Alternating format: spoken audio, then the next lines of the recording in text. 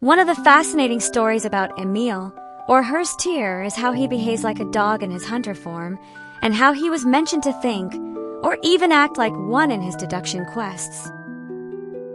Truth be told, this phenomenon exists in real life as well, called the feral child phenomenon. So, can Emil be categorized as a feral child as well? Is part of Emil's story even inspired from this phenomenon? Today, we'll dive into it. It'll take only 5 minutes, so that you can finish it while waiting for breakfast. Being sold by his parents at a young age to the dog-fighting ring owner, Emil lived a harsh life. Initially being forced to work as a beggar, Emil was eventually put into the dog-fighting ring after he accidentally snuck into it, was forced to fight the dog, and somehow entertain the audience.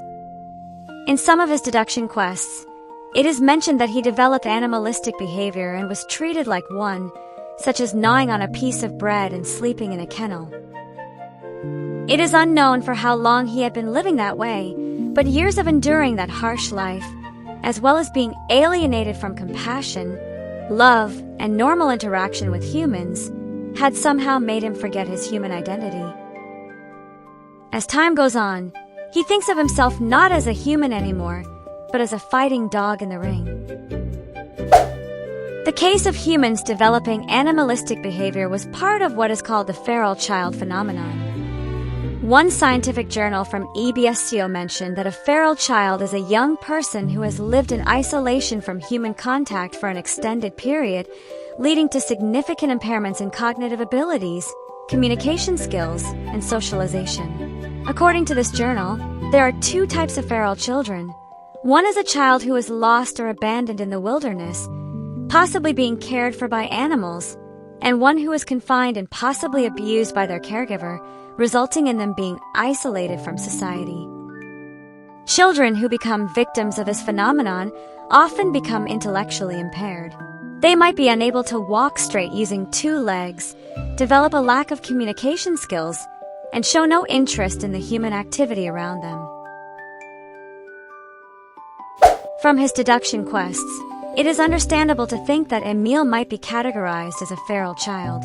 After all, the signs were there. He was abused, put into isolation, living around dogs during his days at the dog fighting ring, and even treated no more than a fighting dog. Some of his deduction quests also suggested that he threw away his humanity after experiencing such treatment. The question now, however, is to what extent this phenomenon affects him. From the available cases so far in real life, the longer a child experiences this phenomenon, the harder it is for them to adapt to human society. Emil, however, seemingly had no trouble with it. He understands human language, can interact with Ada seamlessly during his days at the asylum, and is able to learn to write rather quickly. Perhaps the extent of Emil experiencing this phenomenon is not quite long. Adding to that, he still somewhat had contact with humans, such as from the audience in the dog-fighting ring, as well as from his caregiver. He was not put into complete isolation.